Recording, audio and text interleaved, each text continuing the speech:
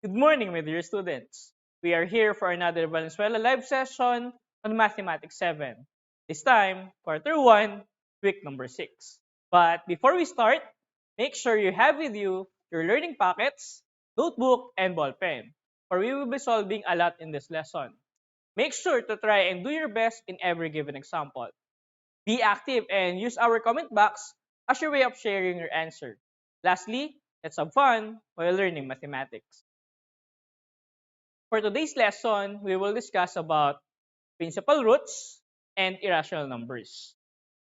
At the end of this live session, you, as a learner, should be able to learn how to describe principal roots and tell whether they are rational or irrational, and determine between what two integers the square root of a number is. But first, let's take a look at this unusual wristwatch. Can you tell the time? What time is shown on the wristwatch? What do you get when you take the square root of 1, square root of 4, square root of 9, and square root of 16? How will you describe the result? Can you take the exact value of square root of 130? What value could you get? Taking the square root of a number is the reverse operation of squaring a number.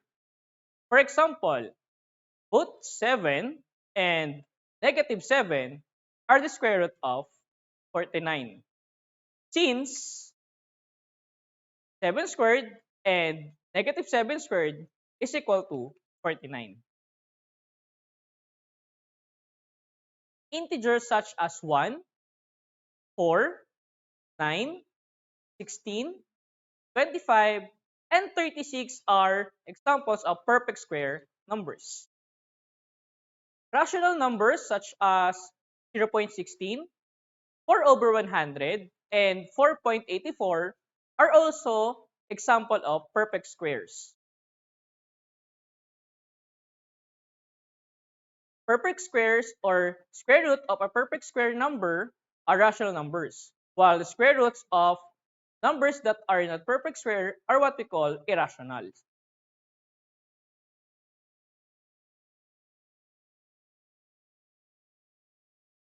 Any number that cannot be expressed as a quotient of two integers is an irrational number.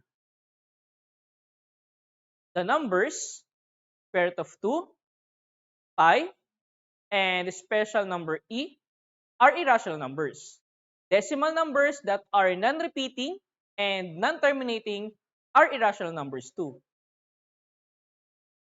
Again, take a look in this unusual wristwatch. Now, let's go back to the given question presented earlier. Can you tell the time now? You should answer yes. What time is shown on the wristwatch? Okay, it's 10:07 because the shorthand is on, or the hour hand is pointed at 10, and the long hand is representing the minute hand, which is pointed at 7.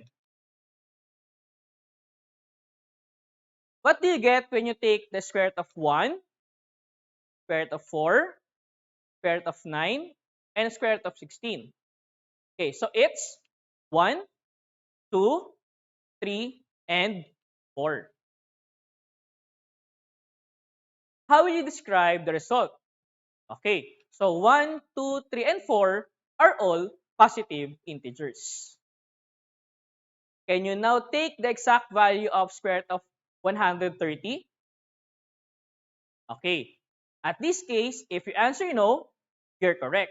But because you don't have any idea on how to get the square root of a number. What value did you get? By using your estimation or calculation, what value could you get? Since the number is not perfect square, you could estimate the value to be between square root of 121 and square root of 144, which is about 11.4. At this point, use your calculator to obtain the values of the following. First, the 6th root of 64. You're given 5 seconds to answer. Your timer starts now.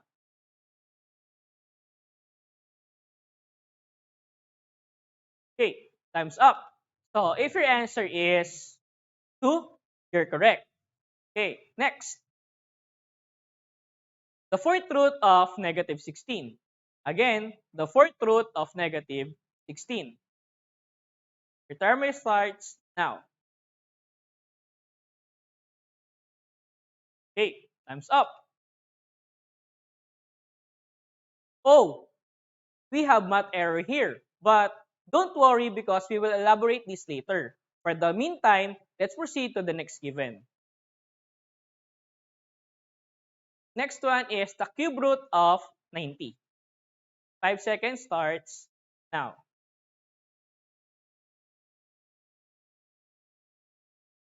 Okay, time's up. The answer is 4.4814044747. Okay, that is roughly estimation. Next is the fifth root of negative 3,125. Again, the fifth root of negative 3,125. Your timer starts now.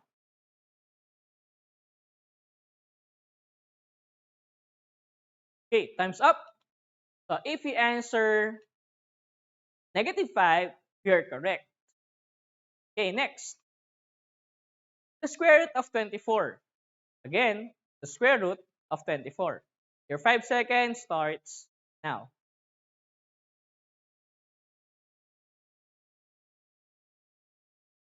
Okay, time's up.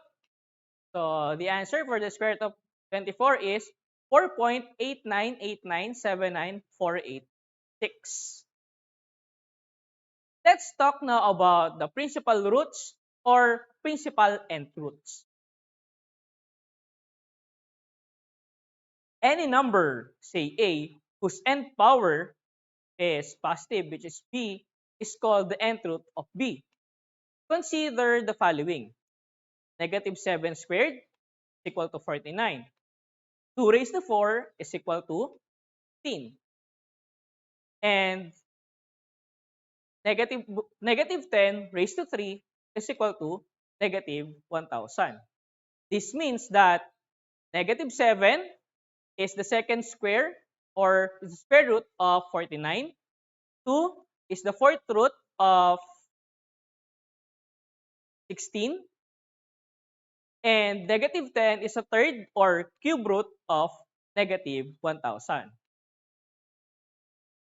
However, we are not simply interested in any nth root of a number.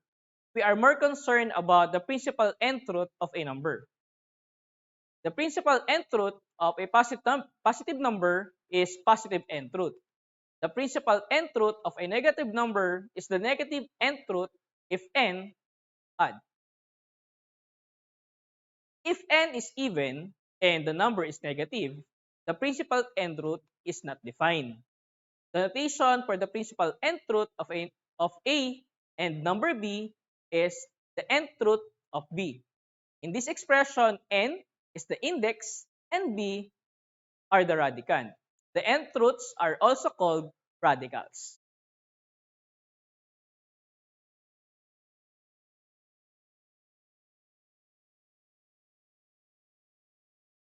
Okay, the following are examples of irrational numbers.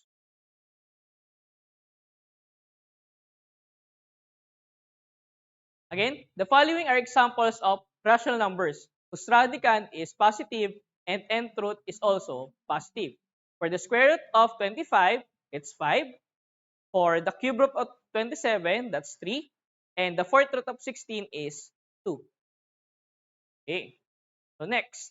While the following here are examples of irrational numbers whose index is odd and the radicand is negative. For example, we have the cube root of negative 27, which is negative 3. The fifth root of negative 1024, which is negative 4. And the seventh root of negative 128, which is negative 2. Okay.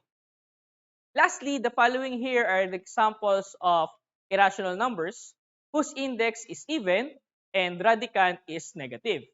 And the nth root of this is not defined. For example, we have here the fourth root of negative 8, the square root of negative 25, and the sixth root of negative 108. Let's proceed to classification or classifying principal nth roots as rational or irrational numbers.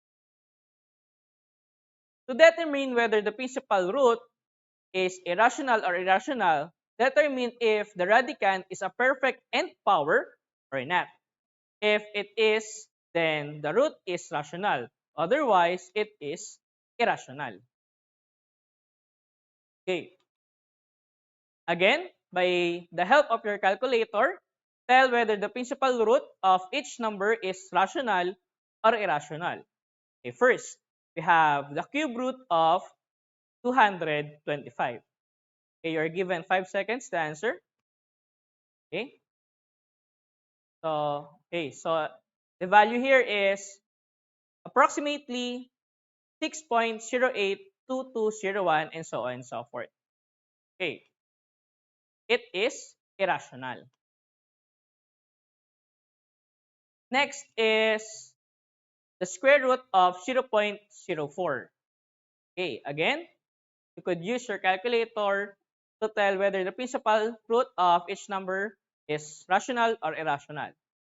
Okay, so the square root of 0.04 is 0.2, and we consider this as rational.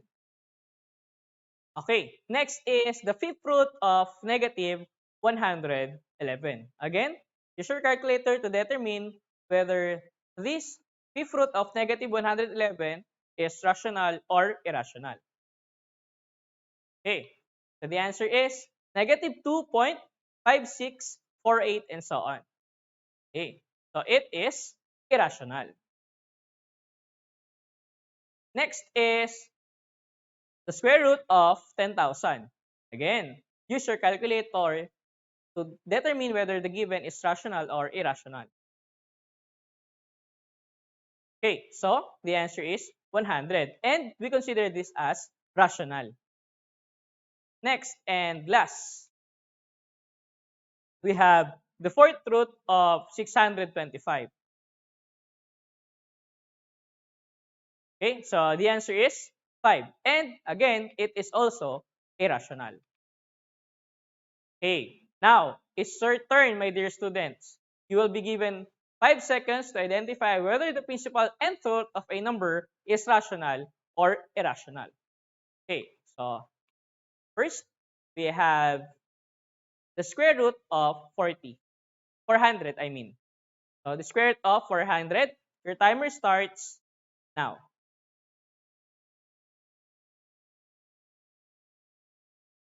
Okay, time's up. So the answer here is rational, because the square root of 400 is equal to 20. Next given is the square root of 64. Again, your 5 seconds starts now.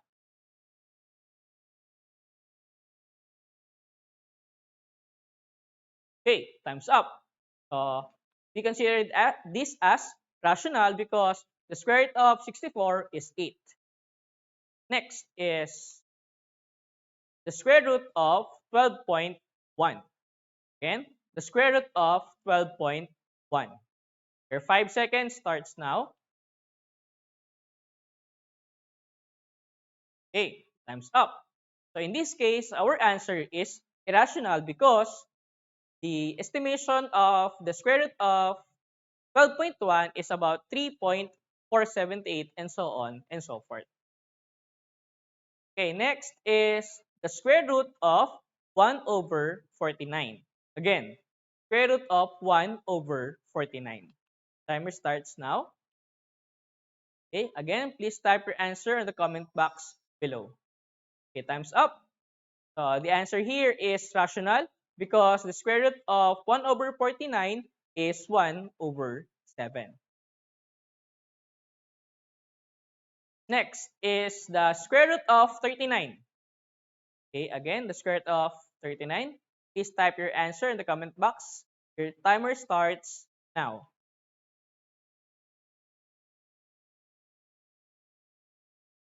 Okay, time's up.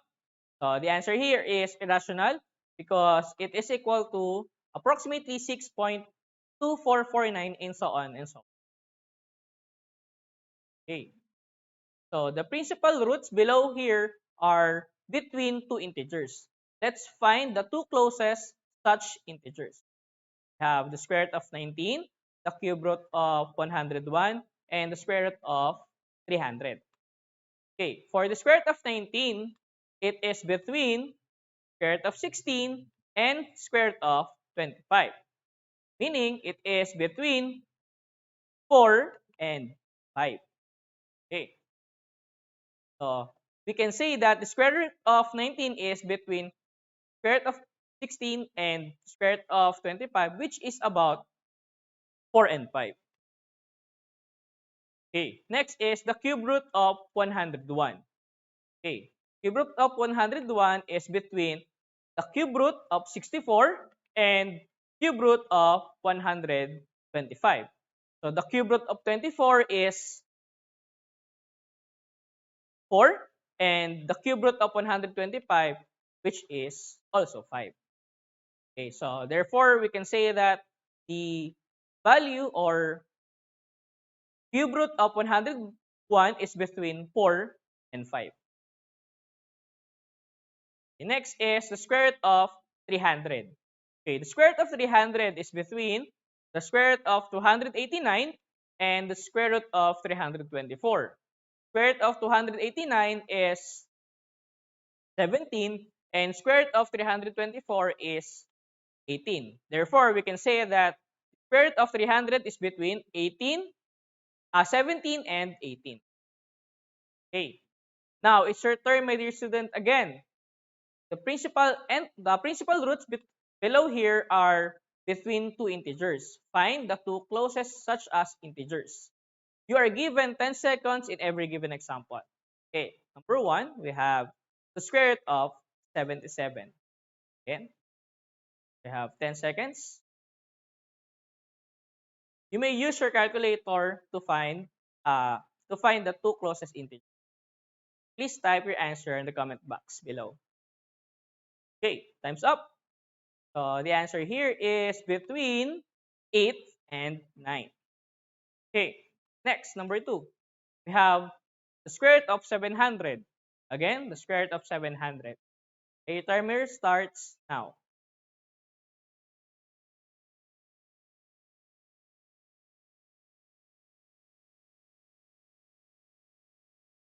Okay, time's up. So the answer here is between 26 and 27. Next, we have the square root of 243. Okay, your timer starts now. Again, find the two closest integers of the square root of 243. Okay, so it's between 15 and... Okay, to sum it up, the important points of our today's live streaming session, we have an imaginary number is a number that cannot be expressed exactly as the quotient of two integers. A perfect square number is a number whose square root is an integer. A rational number is a number that can be expressed as the quotient of two integers, which the denominator is not equal to 0. The principal square root is the positive square root of a number to distinguish it from negative value. 3 is the principal square root of 9. Negative 3 is also a square root of 9, but it's not principal square root. The square root of a term is a value that must be multiplied by itself to equal the specified term. The square root of 9 is 3 since 3 times 3 is 9. Okay, I think we are ready for the question and answer portion of our live streaming today. If you have some question, just leave it on the comment section below. Our moderators will choose selected questions in the comment section below. Okay, so we have our first question. Sir, can we have a principal nth root if the given number is negative? Okay, so the answer here is yes, we can have if and only if the index of our given is odd and the principal nth root will be negative. Otherwise, there would be no nth root or principal nth root is not defined if index is even. For example, the cube root of negative 1, which is negative 1, and the square root of negative 1, which is undefined. Okay, let's wait for the next question.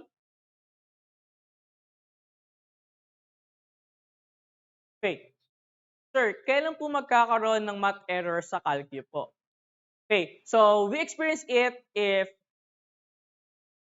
we have negative radicand and our index is even. Okay? Okay, so we have the last question for today. We have, sir, what are imaginary numbers? Okay, so imaginary numbers are actually the math errors that we encountered a while ago. Okay, now it's your time to answer your activity. For your activity, answer try this and keep trying on page 30 of your learning packets. Again, I am Sir Reynel Ranchay Eres of Mapulang Lupa National High School. Thank you and stay safe.